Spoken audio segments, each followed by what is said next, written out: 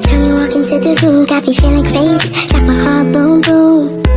Any other boy would stare, but me I look away, cause you're making me scared. Trying not to breathe, 1, 2, 3. Bismillahirrahmanirrahim. Assalamualaikum warahmatullahi wabarakatuh. Alhamdulillahirabbil alamin, wassalatu wassalamu ala asrofil anbiya'i wal mursalin wa ala alihi washabihi rasulillahi ajmain, amma ba'd. Pertama-tama marilah kita panjatkan puji syukur kita atas kehadiran Allah Subhanahu wa taala, yang mana Allah telah memberi kita beribu-ribu nikmat, di antaranya nikmat kesehatan, nikmat iman, nikmat kesempatan, sehingga kita dapat menjalankan aktivitas kita.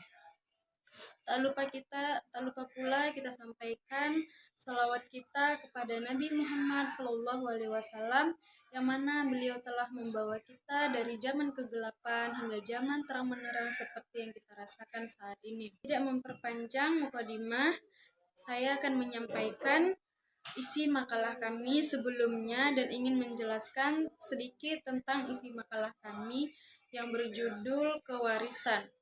Kewarisan adalah suatu proses pembagian harta yang dimana seseorang yang telah meninggal dunia memberikan harta warisannya kepada ahli waris atau kepada keluarga yang ditinggalkannya. Lanjut, adapun dasar hukum kewarisan dalam Islam adalah Al-Quran dan hadis, yaitu ada dalam Al-Quran surah An-Nisa dari ayat 7-14, yang dimana ayat tersebut menjelaskan tentang kewarisan.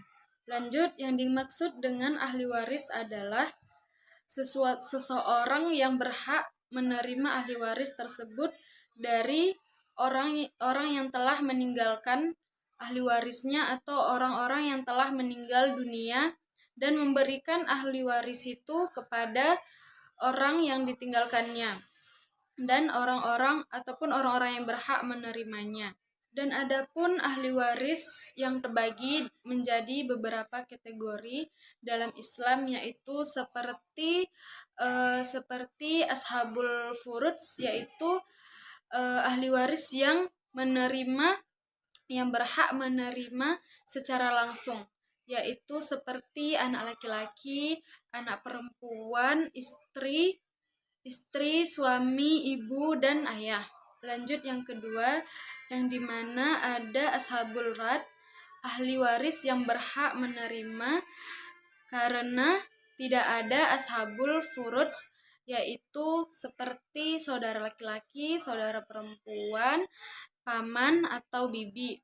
Yang ketiga ada ashabul kalalah, yang dimana dan jika yang pertama dan yang kedua itu tidak ada dan harus diwariskan kepada sepupu. Adapun bagian warisan dalam Islam yaitu dibagi menjadi beberapa bagian, yaitu bagian anak laki-laki 1/2 atau 1/3 dari harta warisan tersebut.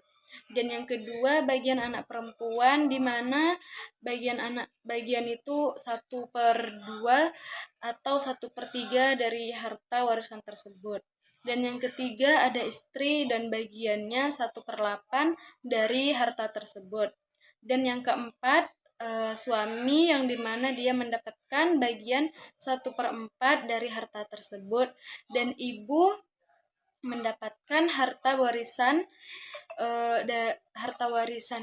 Lanjut, syarat-syarat warisan dalam Islam yaitu orang yang meninggal harus muslim, dan yang kedua ahli waris harus muslim, dan yang ketiga harta waris harus sah, dan yang keempat tidak ada wasiat. Selanjutnya adalah kesimpulan dari yang saya sampaikan tadi, bahwasanya warisan dalam Islam adalah proses pembagian harta yang ditinggalkan oleh seseorang yang telah meninggal dunia kepada ahli warisnya. Ahli waris yang disebut dalam Islam seperti anak laki-laki, anak perempuan, dan lain sebagainya yang berhak menerima ahli warisnya. Cukup sekian, terima kasih. Jika ada yang salah, saya mohon maaf, dan kepada Allah saya mohon ampun. Wabillahi taufiq wal hidayah. Assalamualaikum warahmatullahi wabarakatuh.